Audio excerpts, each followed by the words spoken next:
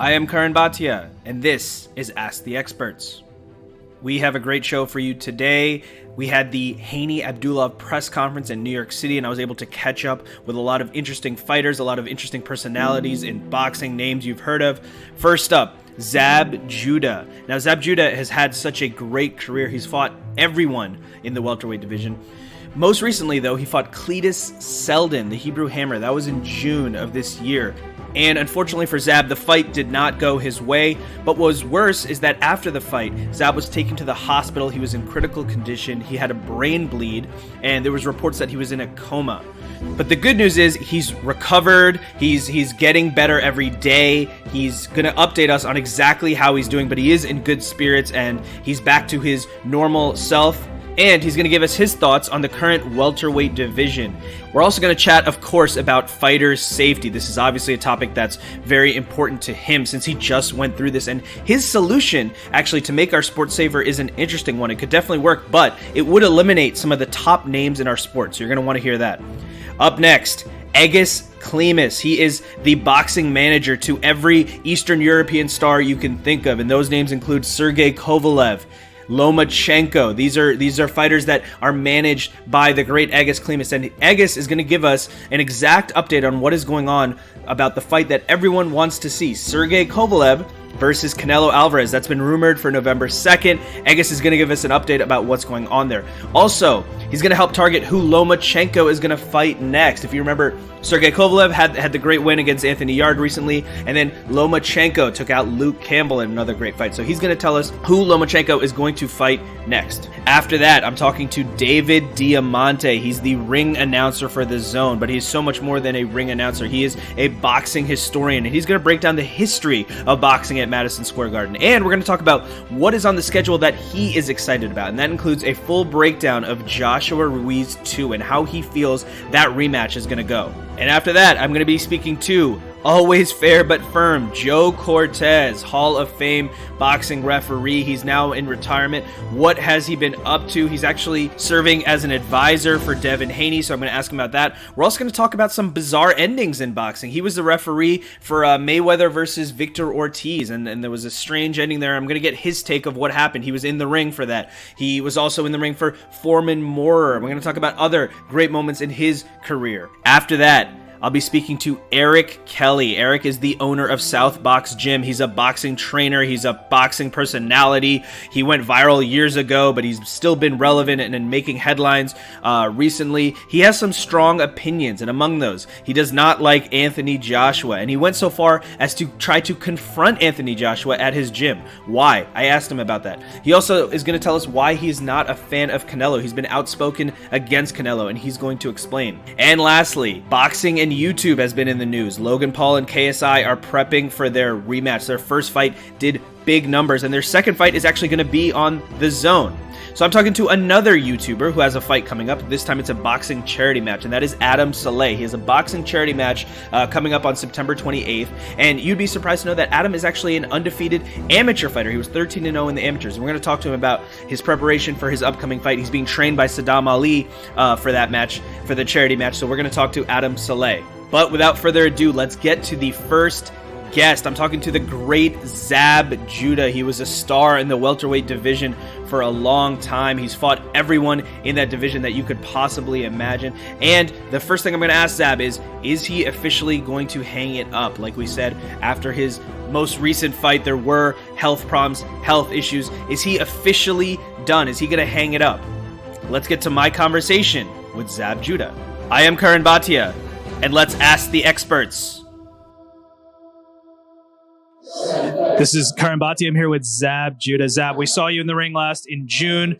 The fight did not go your way, and then there were some medical issues after. Are you all recovered? Everything good? Yeah, man. Well, I'm not all good, but I'm all healed up, and I'm out of the woods, as they would say. You know what I'm saying, doctor? I'm out of the woods, and I'm just coping and dealing with day-to-day life. My last fight was a tragedy. You know what I'm saying? We came in and we found out a guy was, he didn't play so much good fair ball. You know what I'm saying? And and due to that, I was in the hospital. I was in the coma and I had brain surgery, and I came out of it now, and God is the greatest. You know what I'm saying? Here's a fighter. You're looking at a fighter right here that went through brain surgery after 24 years of fighting.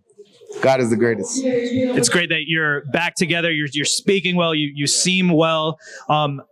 In terms of boxing, are you going to hang it up? Are you done? Or do you want to continue your boxing career? Well, at the current moment right now, I'm retired.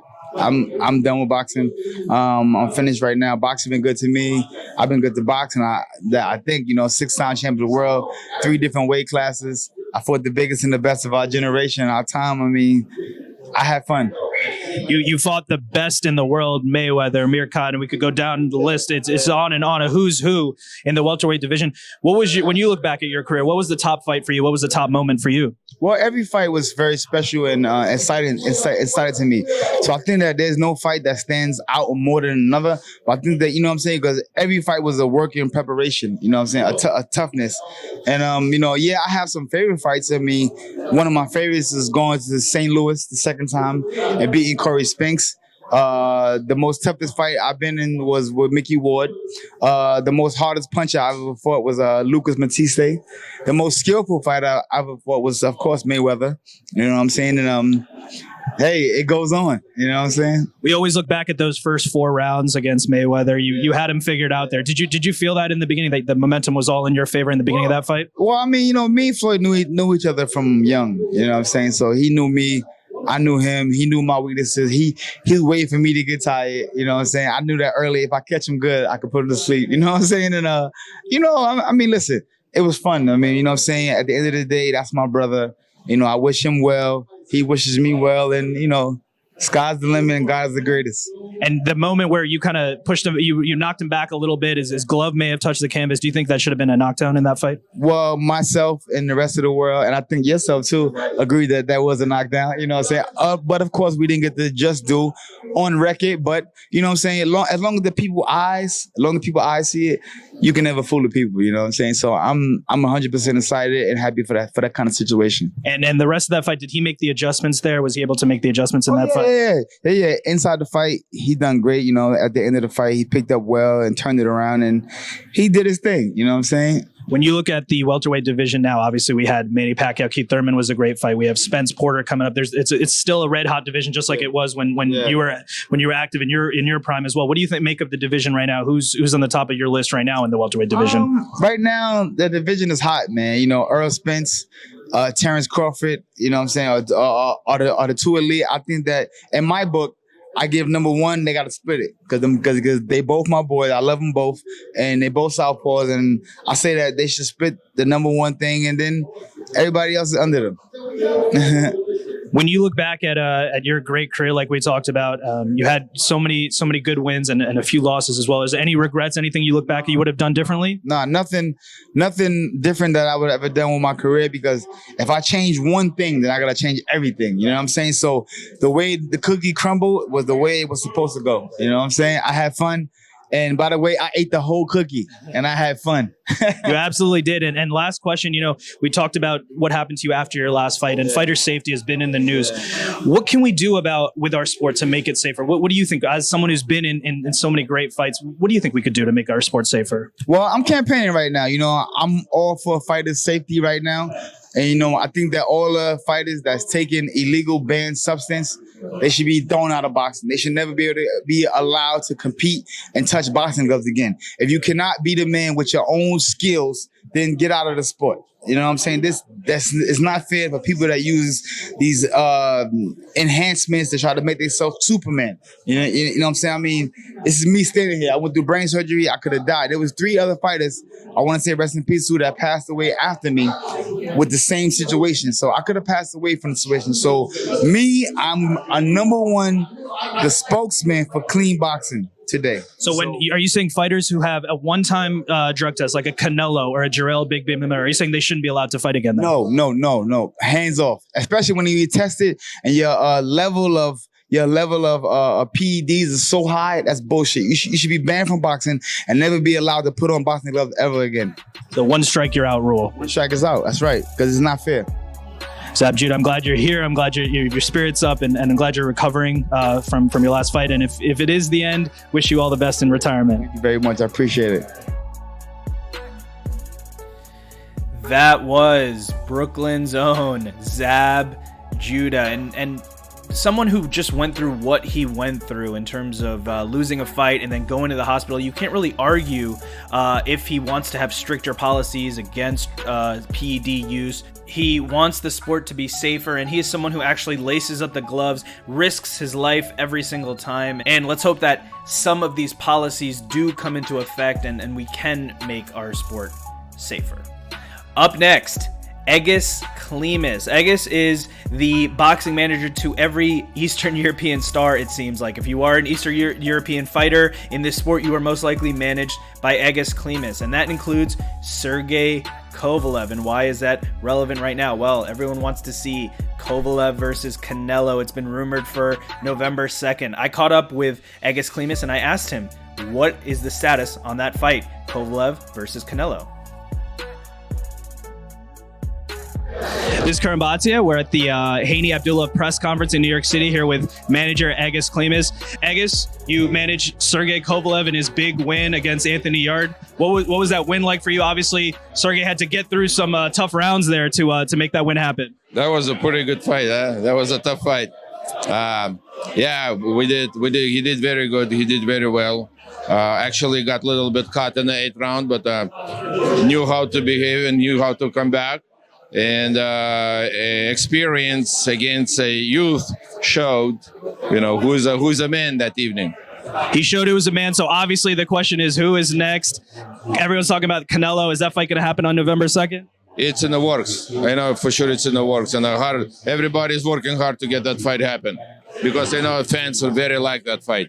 Your other fighter, Lomachenko. One of your other fighters, I should say, had another big win against Luke Campbell. What do you think about Lomachenko's performance there? I think he did great. I think he brought a lot of joy to London, to British fans who came and saw him alive in a O2 Arena. And let me tell you, man, the little kid coming from almost nowhere in the world, right? From a little town in Ukraine, comes, first of all, sells Madison Square Garden with Linares. Then he goes to Los Angeles, sells Staples Center with Krolla, and then he goes to UK and sells O2 Arena 3 weeks before even the fight gonna start with Campbell. What else can you ask? You really can. It's been remarkable what he's been able to do at his size, becoming the pound-for-pound top fighter in the sport. So the question is, what's next for Lomachenko? Who is he going to fight next? Probably we're going to be looking for Kami Lopez, or the winner of Kami Lopez, and we're going to go after them. The winner of Richard Comey versus Teofimo Lopez. That would be an epic super fight with Lomachenko. The other fighters on the roster, there's so many. Gvozdyk, Usyk, everyone. What do you make of the rest of the roster? It's very strong right now. Don't forget we have Alexander Besputin fighting for the WBA world title under Gvozdyk Beterbiev fight. We have, youngsters coming. I have a couple guys from Kazakhstan. One of them is Zhanibek, Kazakh style, very good fighter, great fighter. Meirim Nursultanov, 160-pounder. Besputin, look, it's Egis Kavaliauskas. Hopefully, we're gonna get Egis Kavaliauskas with Crawford in December. So it's endless. So your fighters are doing great things. I just to close it out, it's a little bit of a somber topic. Obviously, we've had boxer safety in the sport, and that personally affected you as well in terms of boxer safety. What can we do in our sport to make it safer? Well, I think the guys who's going in the ring, they have to understand they're risking their lives, they're risking their health. I would suggest them to be very, very serious about it. Very serious. Egis, thank you so much for the time. Best of luck to you and all the great work that you're doing. Thank you. Thank you. That was Egis Klimas. And what did we learn? It sounds like Kovalev versus Canelo for November 2nd is very close to being done. He said everyone is working hard on getting that together. Also, Lomachenko's next opponent, it could be the winner of Teofimo Lopez versus Richard Comey. That itself is a great fight. And then the winner fighting Lomachenko is another brilliant fight. So let's hope that comes together. Moving on. Next, I spoke to ring announcer David Diamante, and he is actually a boxing historian, so he's going to break it down for us, and he's going to break down Ruiz versus Joshua 2, the rematch. He's going to tell us exactly how he thinks it'll play out. Here is Dave Diamante. This is Curran Bhatia. We're at the Devin Haney press conference in New York City. I'm here with Dave Diamante. So, Dave, you were talking to me about the history of Madison Square Garden and how club fighters can actually bring out their countrymen to support them. So could you just tell me about that a little bit? Well, yeah, we're just talking about this fight. I mean, I love this fight card, but there's one fight on the card that I really like. To me, it's a throwback fight. It's Lethal Larry Friars and Wesley El Bongo Cero Ferrer. He's from Panama. Friars is from Clones, County Monaghan in Ireland. You know, they're both really tough guys. They both have a ton of heart. They're both once beaten. It's kind of like that crossroads fight. Like if they can't beat each other, whoever goes, it's going to be tough to go on. So it's a must-win fight for both guys. And it's a kind of throwback fight. Like back in the day, the old guard, and they had the Friday night fights, and Teddy Brenner was the matchmaker. And they used to make these just wars, you know. They were kind of like, you know, back in the day, it was like each New York neighborhood had its own club and fighters that they supported. And so this fight to me is a throwback to that. Usually it was along ethnic lines. And so here you've got an Irishman, you know, against a Panamanian, so the Latino community and the Irish community, and they come out and they support their charges. And that's what it used to be like back in the day. And so this fight kind of reminds me of that. And I think it's going to be a great fight. I think both guys are going to give it their all, and it's a throwback fight. It's a throwback fight. It has the old school feel, like you said. What about the rest of the card? I'm sure you're excited for the rest of the card as well. Well, I really am. You know, first of all, it started kind of at the bottom, not at the top, but looking at a guy like Kike Bermudez. I used to train out in Bushwick, and I remember him coming in as an 8-year-old. And the fact that he's making his pro debut at the Garden this Friday, I'm really excited for him. And then Magomedrasul Majidov, that guy, you know, 3-time amateur world champion, 2-time Olympian. He won Olympic bronze, and he's a big deal, man. He's finally turning pro. I think he's 33 now, so he's kind of old, but, you know, in Azerbaijan, where he's from, I guess they get paid to fight in the amateurs, so he's turning pro late. You know, he's done very well as an amateur, and we'll see what he can do in the pros. So that's kind of interesting to see there. I really like the Sergey Kuzma and Michael Hunter fight. I think it's a really interesting matchup. It's just a great fight. And then you've got the Battle of Brooklyn. So Serrano and Hardy for the featherweight, you know, championship of the world, WBO and the interim WBC. People are obviously Serrano's the favorite in that fight, but we'll see what happens. It's finally happening. There's been a lot of talk about it, so it's finally happening. And you know, Devin Haney and Abdullayev is a good fight. Devin Haney really looks to be the goods. He looks to be the guy, but you know, you never know in boxing until you walk through the fire. Right. And Abdullayev is a very tough Russian fighter from Yekaterinburg. He hasn't really fought top opposition himself. He looks very solid. He's undefeated. He doesn't look special. He looks solid. He looks good. You know, Haney looks really special, but we don't know whose heart is special. And that's what's going to be interesting to see come Friday night. So again, it's Friday the 13th. Someone's going to be lucky and someone's going to be unlucky. Devin Haney is looking to make a splash, and it seems like MSG is a great place to do that, to introduce yourself or reintroduce yourself. He's 20 years old. He's undefeated. The sky's the limit, it seems like. Your preparation, I just wanted to ask you about, because we were talking to you here, and it's like you obviously have a huge passion for this sport. You're not someone who just shows up and reads names. I'd just love to hear your passion for this sport. I can feel it, and you're obviously a boxing historian. So could you just tell me a little bit about that? Well, I appreciate it. Just, you know, we were talking about the Felt Forum because it's fun. You know, it's called the Hulu Theater now. And you know, everyone talks about the big room, you know, MSG, the Mecca of boxing. And it's great. There's nothing like it. But the theater has a lot of history. I mean, how many years have we seen the New York Golden Gloves there and all the great fights, you know, Mike Tyson and Howard Davis Jr. and Roy Jones Jr. and Larry Holmes, all these great fighters over the years fighting there. And so it's kind of cool that these guys, you know, the theater has a very special place in the history of New York and in the fight game. So it opened in 1968. It was named after Irving Mitchell Felt, who was the then president of MSG. And it's kind of cool. So I think it's always great to be at the Mecca of boxing, MSG, and I think it's going to be a great night of fights. So we expect to see it packed out. And your role now with the Zone, traveling to all the biggest fights in the world, what are you looking forward to? What's on your calendar that you said, oh, this date, I can't wait for this fight coming up? Well, look, there's so many great fights. Next week, we're in Florence, so I'm getting right on a plane after this fight and going to Florence. We have a big fight with OPI since 82 over in Florence. Then we're coming right back. We got Usyk in Chicago. We've got Triple G back at the Garden.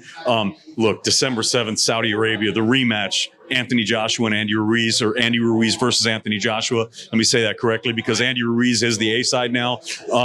Just a great fight. Just a great fight. Any way you look at it, it's a great fight. It's a really interesting matchup. I think it's a tough matchup for Joshua. I don't think it's an easy fight. I think he can definitely win the fight if he throws his jab and really puts it out there and holds the center of the ring. He needs to back Ruiz up, but either way, they say styles make fights, right? It's one of those things that we always hear. And sometimes a guy's style just is not a good matchup for somebody. And Andy Ruiz, he is a tough style for Joshua. He's got really fast hands. He can move well. It's hard to hold him because he can get out of a clinch well. He's got really good boxing pedigree, and he's a fighter. He's been fighting since he was a young age. So he's gonna give Joshua fits. It's a tough fight. So I can't wait to see it. Joshua only started fighting later in life. I think when he was around 18. Andy Ruiz has been doing it for a long time. So I guess the question really is there, does Ruiz just have Joshua's number in terms of his style, or can Joshua, like you said, make the adjustments? That's what's going to be really interesting to see. And the fact that it's in Saudi Arabia makes it all that much bigger of an event, right? Yeah, well, I did the first fight ever in the KSA, the Kingdom of Saudi Arabia, which was great. It was George Groves and Callum Smith at the top of the bill for the World Boxing Super Series.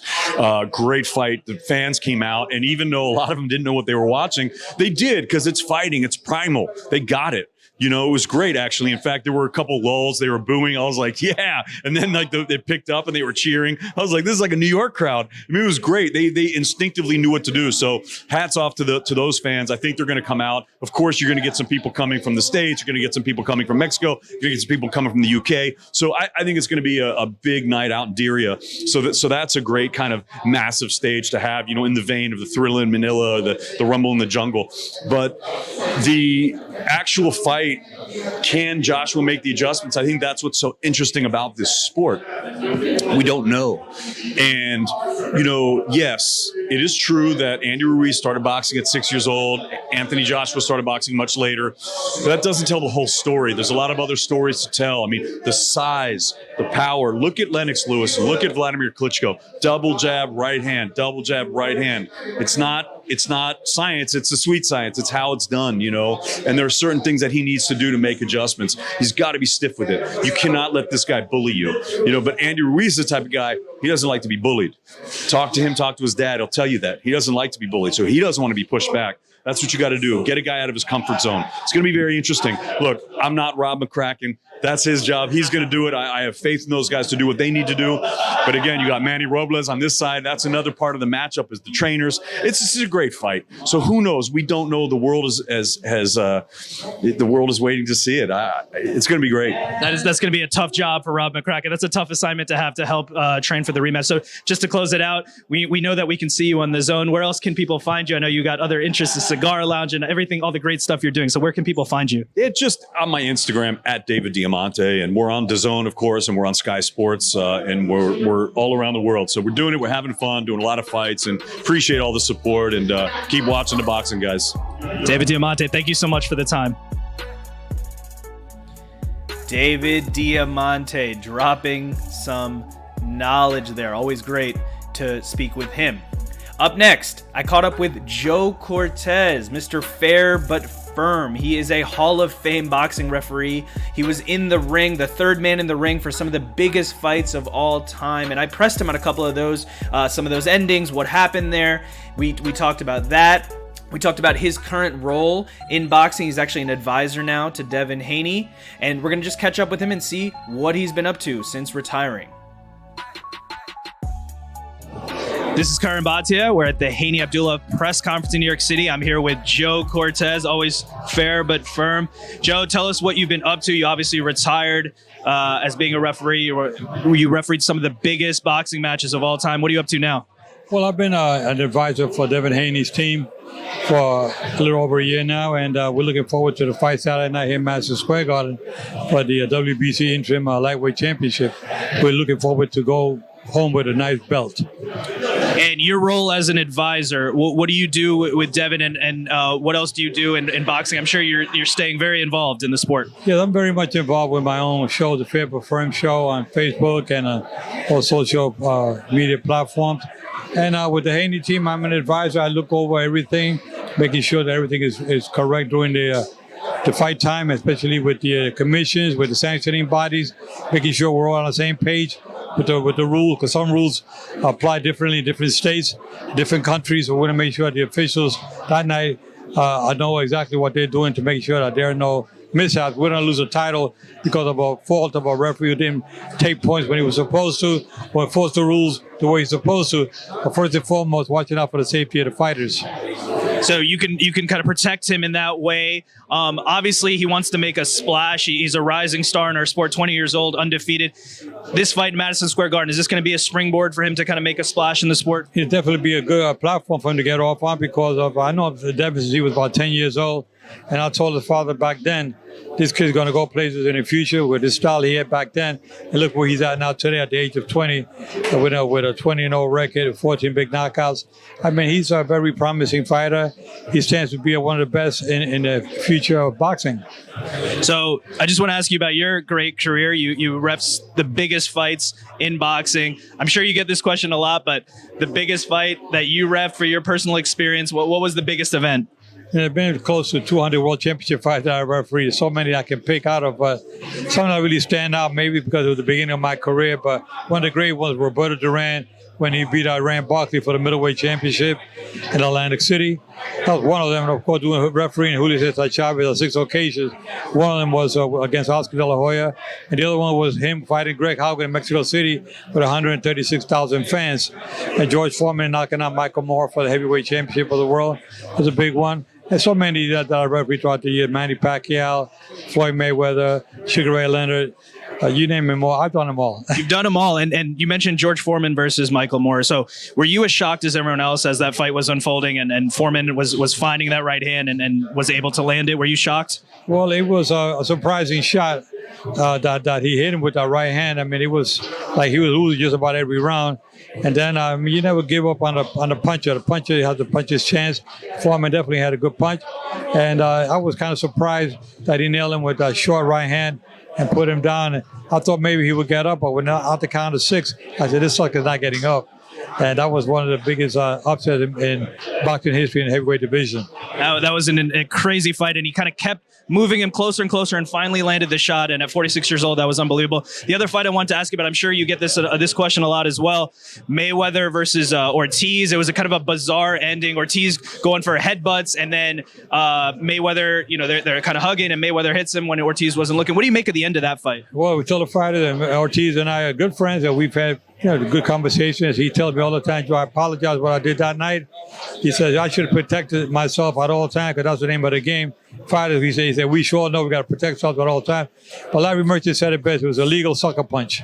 It was a legal sucker punch. And to be fair, you did say time in. So the fight, they were actually fighting at that time. Exactly. It was kind of unsportsmanlike the way it came down. But like I said, Larry Merchant said it best. And everybody around me, even Victor Ortiz said, I made a mistake. I hugged him. I kissed him once. I hugged him the second time, and I tried to hug him again the third time. When you said time in, he said I should have kept my guards up, and Mayweather took advantage of knowing that it was time in. Another smaller fight I wanted to ask you about is James Kirkland, when he had his first one of his first losses to Nobuhiro Ishida. He got knocked down 3 times. Now, it seemed like the third time he actually kind of wanted to get up, and you kind of kept him down. Now, was that because he got knocked down 3 times in the first round, and you said you've had enough punishment at that time? Well, you know what? I don't want to give him a chance to try to get up again. I knew that he had enough. I mean, we don't want any tragedies in boxing, and I sure didn't want to see him. I mean, a fighter as strong as James Kirkland is, I was surprised that he got. When I saw the Japanese, I said, "Oh my God, this guy can these guys take Kirkland's punch?" And it was just the other way around. The first punch he hit him with, Kirkland goes down. I wanted to protect Kirkland. He went down 3 times. Remember, a 1-minute market went down 3 times in the first round when I refereed him against Manny Pacquiao. But I saw a little difference in Manny Pacquiao.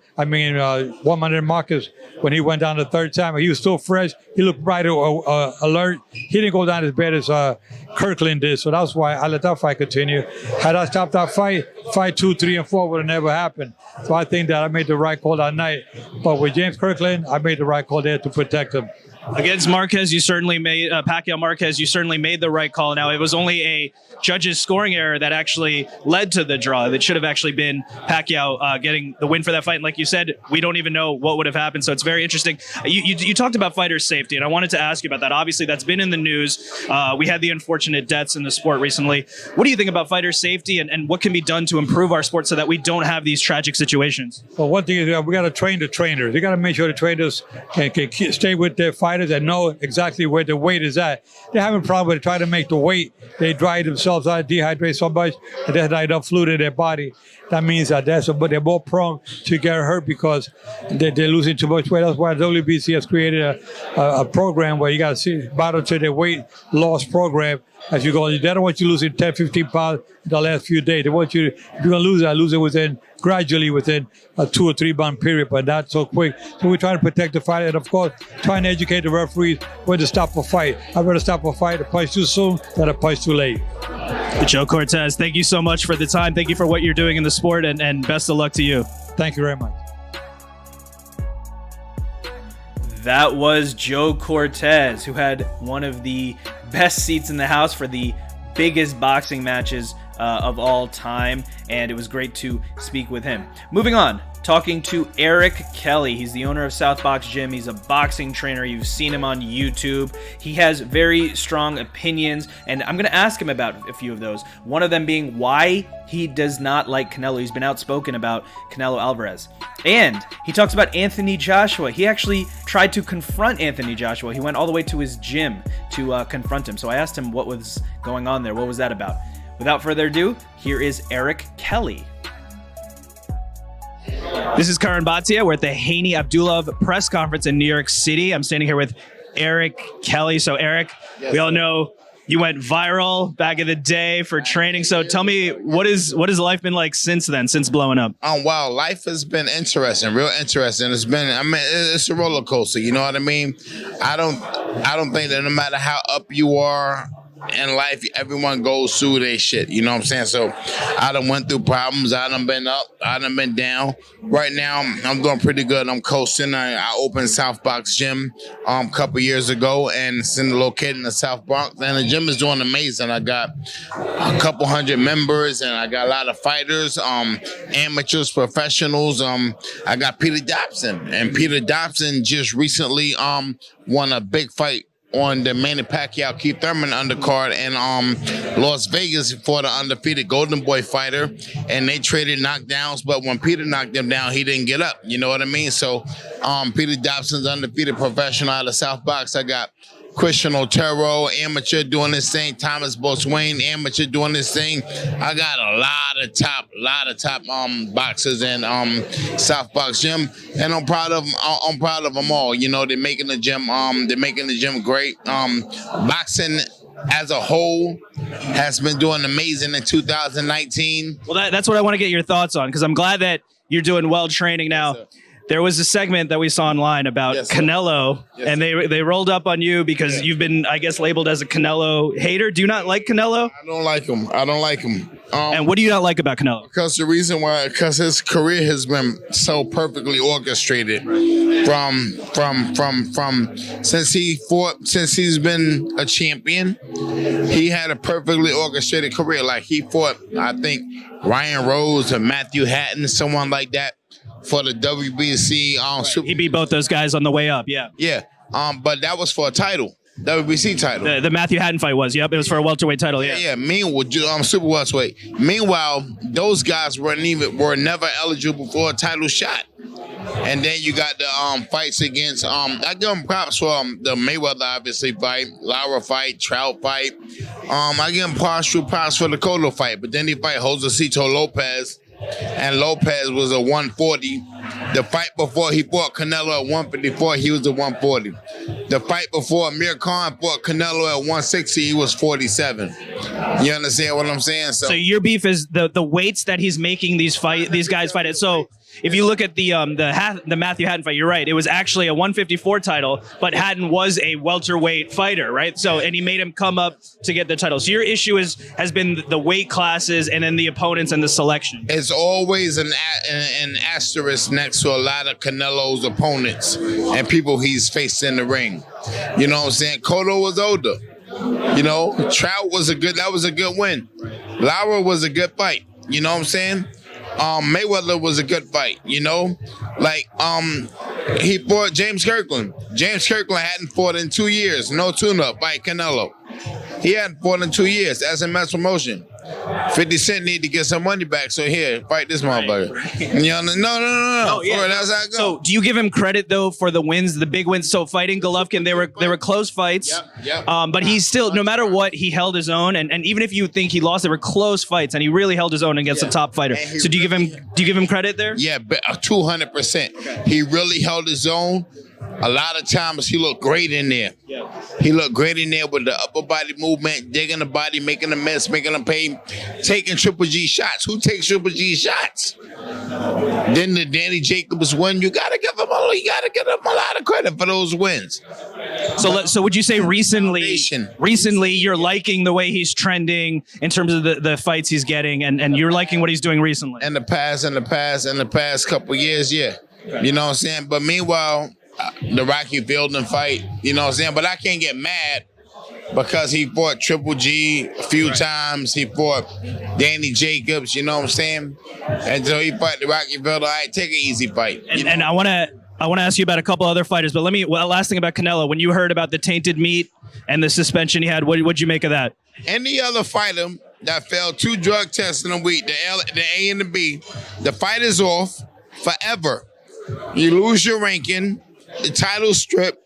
The fact that he failed 2 drug tests in a week, that just and they suspended him for 2 months. That gave him more time to prepare. The fight wasn't off. What other fighter you know can fail 2 drug tests in a week and still have a career? And just in 60 days. You know another fighter? It's you feel like the special treatment was there, and then the jury's still out. Everything has been orchestrated in terms of that fight with the tainted meat.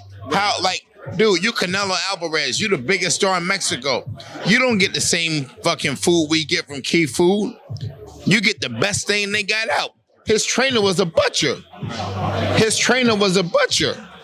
So you get the best thing you got out. You got chefs. You got gourmet chefs. That's what I was going to say. The jury's still out if that is a legitimate excuse, because you're probably going to be sourcing the food that you're going to eat very carefully if you're a top-level boxer. So let me ask you, we're here for the Devin Haney press conference. He's obviously a rising star in our sport. What do you think about Devin Haney? I'm a big fan of him. I'm a big fan of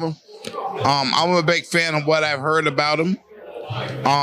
He's with Mayweather, you know what I'm saying? I'm a Mayweather fan.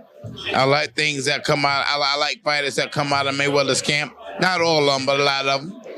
And I'm hearing a lot about Devin Haney. I've been hearing a lot about him. So right now I'm a little biased fan because I ain't never seen him fight. This is my first time seeing him fight coming up Saturday. I'll be there. So you're going to be there in the Garden to watch Devin Haney. So let's do a rapid fire now. Let me tell you what happened. I'm in the Garden to watch Heather Hardy. Okay. Devin Haney just so happened to be the star of the card. Well, that's another good fight. Heather Hardy versus Amanda Serrano. What do you make of that fight? Who's going to win that fight? That's going to be a crazy fight. Amanda Serrano, undefeated, multiple weight class world champion, MMA fighter, got power, could box, got speed. Heather Hardy, undefeated, world champion now. Also a MMA fighter, Bellator. National amateur champion, you know, Daily News Golden Glove champion. So she has a championship history. And I believe that this is gonna be an amazing fight. I sent her the text message on some things to do to, you know, win this fight. I hope she followed it. I hope she got a great game plan. You know what I mean? Because I know Serrano's a killer, but I know Heather's a gangster. Both have dabbled in MMA. Serrano with the 1 loss, Heather Hardy undefeated. Both great fighters. What was in your text message to Hardy? What was the advice? Back her up. Back her up, 2-3 jabs, hand high, tight guard, side to side with your head movement. Don't be a sit dog. Work the body. Work the body. Everything behind your jab. Intelligent boxing. You got to cross your T's and dot your I's. So make sure your faculties are intact in terms of your hands up, your knees bent. You know what I'm saying? You got proper leverage on your shots. Pop that jab with speed. Don't pop it slow so you can slip in and counter it. You know what I'm saying? So let's just to wrap it up. Let's do a quick rapid fire of the fights coming up. Let's get your picks. Obviously, the big rematch: Joshua versus Ruiz 2. Who's going to win that fight? Ruiz. I told y'all before Joshua was pussy. Joshua is a pussy. You said. Yeah. Why do you feel that way? When I ran down on him, when I ran down on him, and then Madison Square Garden told him he feared Wilder, and like, if that's how you feel, I'm like, that's how I feel. You know, that's how I feel. You know, I don't think Joshua built like that. He's a damn good fighter though.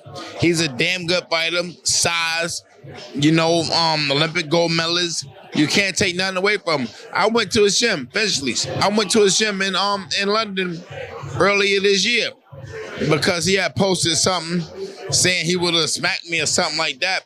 So I literally went to his gym. You confronted him at his gym. He didn't show up, but yeah, he wasn't there. But I was there. You understand what I'm saying? But I did face to face let him know how I felt in Madison Square Garden. And you don't respect him because you feel like he's avoiding Wilder. I respect him. I respect anybody that get in the ring, but I think he got a little bit of fear of Wilder. Wilder knocked him out. Who you know hit harder than Wilder? He has that right hand is the racer, right? Wilder's what, 41-0, 40 knockouts? The one draw with Fury. Yeah, but there isn't one person that Wilder fought that wasn't damn near dead. Even Fury. There isn't one person that Wilder fought that didn't have to go to the emergency room after the fight. Think about that. And that was the other fight I want to ask you about. If that rematch does happen, they're kind of going back and forth, but hopefully early next year, Wilder versus Fury 2, what's going to happen in that fight? I'm going for Wilder. Yeah, I want Wilder to finish it up. You know what I'm saying? The count in the first fight, the count wasn't, you know, a little slow. You know what I'm saying? A little slow. So but I give Fury much credit for getting up and doing what he did, and Fury's a gangster too. I'm a fan of his. I gotta give him props. Let's hope that fight happens. And I'm a Patriot, so I'm Brown's bomb squad. Let's hope that fight happens. I'm gonna ask you one last fight. Let's go down in the weight ranks a little bit here. Spence versus Porter. It's another big fight coming up. What's your pick on that? I got Errol Spence. I think Errol Spence. I don't think Porter has. Porter's a bull. Porter used to fight middleweight in the amateurs. I remember 65. Porter's a bull, and his defense is not all that. You know what I'm saying? Spence is the harder guy. Porter's very strong though, but Spence is the harder hitting guy. I think Spence is going to beat him. I think Spence might hurt him, break him, but something's going to get broken. There's going to be a stretch involved. Eric Kelly, thank you for this time. Tell people where they can find you and where they can come train with you. www.erickellylife.com. You can check me out on Instagram at Eric Kelly Life, ERICKELLYLIFE, or Twitter at Eric Kelly, and catch me at South Box Gym in the South Bronx. Get your Eric Kelly on. Eric Kelly, thank you so much for the time. That was Eric Kelly, always outspoken, always speaking his mind and telling us how he feels about certain people in the boxing community. Moving on, next, I am going to talk to Adam Saleh. Who is Adam Saleh? He's a YouTuber, but why is that important? Well, YouTube and boxing seem to be connected now. So Logan Paul versus KSI had a boxing match, and it actually did really big numbers. They're going to do a rematch, which is most likely going to be on The Zone. Another YouTuber who is going to have a fight is Adam Saleh. He's actually training for a boxing charity match coming up later this month, and he's being trained by Saddam Ali. So it's an official trainer. It's an actual fight, and Adam Saleh is training really hard for this. He was actually 13-0 in the amateurs, so he's got some skills. In my personal opinion, boxing in YouTube, that should be embraced. I think anyone who wants to lace up the gloves and get in there to entertain us, I think that's a good thing. And that's why I wanted to speak to Adam Saleh and talk more about his upcoming boxing charity match. I am talking to Adam Saleh. Adam, you have a big fight coming up. First of all, thank you for joining me. And I noticed that you have a big name trainer coming up in this fight. You're fighting on September 29th, and you announced your trainer. It's actually someone who's really well known in the boxing world. So who is your trainer? Saddam Ali. We literally just got out the gym right now. We sparred with him, and it was hard and hectic. But we're getting ready for September 29. You know, got to take that W. And on September 29, you're fighting Marcus. So who is Marcus? So originally I was trying to fight a YouTuber because, you know, a lot of YouTubers, they have this boxing, you know, like boxing just got involved in YouTube out of nowhere. And I tried my best to fight a YouTuber, but no one wants to box. So Amir Khan ended up looking around like these boxing gyms, MMA gyms, and he found me. He's the one that actually found me this guy named Marcus. And Marcus was like up for it. You know, he sent in his whole resume and stuff. And I was ready to do it. He's semi-pro in MMA. So he's been active, but at the same time, like I'm ready for it. You know what I'm saying? Like I'm ready to do it. Even though he does MMA, I'm ready to step in the ring and boxing and take this challenge. That's great that you're challenging yourself against a semi-pro fighter. That's going to be tough. You mentioned Amir Khan, so I was ringside for that fight. I turned around, and right behind Reporters Row, I saw you there. So you obviously had a good seat for Amir Khan versus Terrence Crawford. That was in New York. After that fight, I saw you went up to Kell Brook. What did you say to Kell Brook after the Amir Khan Crawford fight?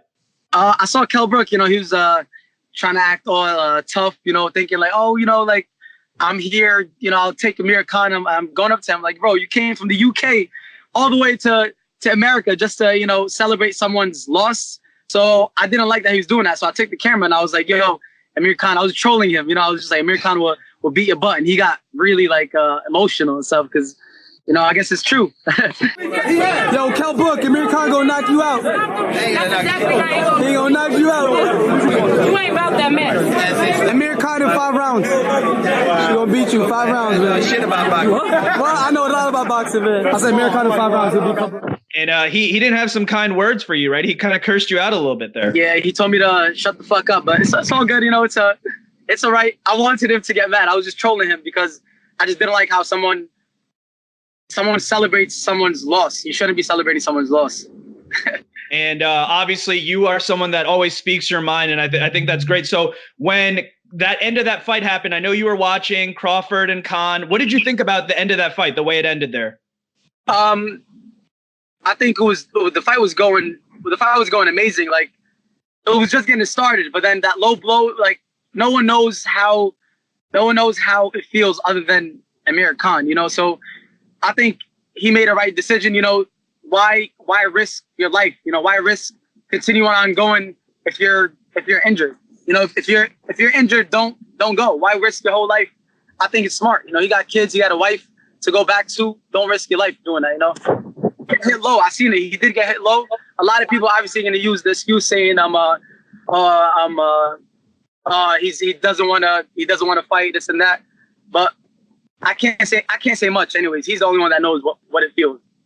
So speaking of taking risks and taking that chance, like we said, you have your fight coming up against a semi-pro MMA fighter. So tell me about your background in boxing. You know, I've seen videos on YouTube with you with street fights and stuff like that. So what is your background in boxing? So I know my opponent. He's been active. He's been having a lot of fights. Like he had already like 6-7 fights in the past year. So he's been super active. I haven't been active for like 8-9 years. The only time I was training was when I was like 16, 17, 18 years old. I did amateur boxing. I had 13 fights. I was 13-0. But unfortunately, I was acting like an idiot. I was having a lot of street fights in the street and recording them.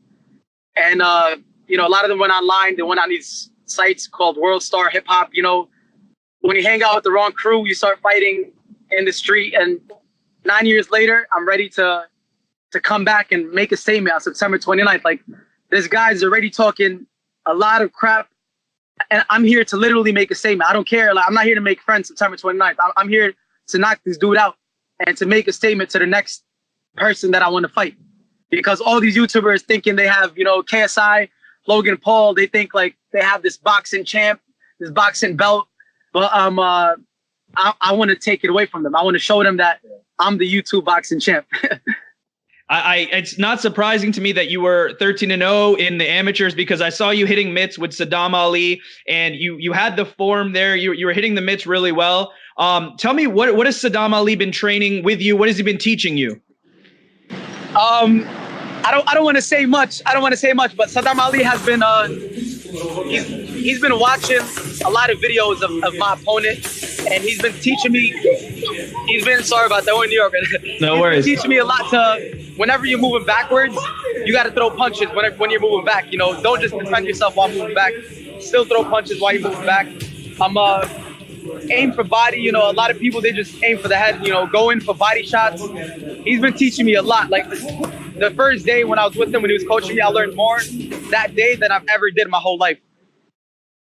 And I know that his background is similar to yours. And I know you're also a fan of Prince Nassim. And obviously Yemen is a big deal for you and in this charity fight. So just tell me how important it is for you to represent Brooklyn, to represent Yemen. Tell me about that.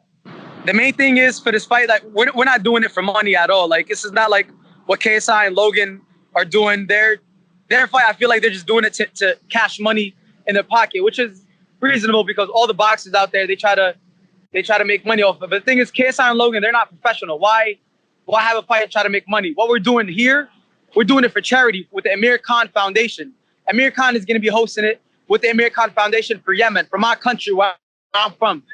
So knowing that I'm going in to fight for my country is a big, big thing. I'm not trying to lose doing something for my country. So I'm training so hard. I'm conditioning myself, making sure that I have the right stamina, and I'm going in for the W. Not just me, but also my best friend Slim and one of my other friends, Nakib here. He's also fighting too. Like, you can see, look at his nose. It's just training right here. We were just training with Saddam. It's been literally bruised up, and we're doing all this for Yemen. That's the main thing, a charity to raise awareness with the crisis going on in Yemen, and we want everyone to just speak out, you know, to raise awareness on this issue of Yemen, because the media, they do not mention what's going on in Yemen. And to have Saddam Ali in my corner, and he's from Yemen, is going to be something huge. And also with Amir Khan being from Pakistan, and he does a lot for his country, he inspires me. I want to do the same for my country, for Yemen, as what he does to Pakistan. And so obviously you're very motivated for this fight. You mentioned the YouTubers, Logan Paul, KSI, Jake Paul. There's a lot of YouTubers getting into boxing. Do you ever want to crack in the future at any of those guys, at any of the YouTubers? After I win September 29th, yeah, I'm calling everyone out. I want them to be motivated. I want them to watch and be like, oh shoot, he just beat a semi-pro MMA dude who's been active way more than them. You know, I want them to know. But hopefully they don't. Hopefully KSI and Logan, they can get their rematch over with, and they can continue on, going on with it, because I like this boxing with YouTube. It keeps them in shape.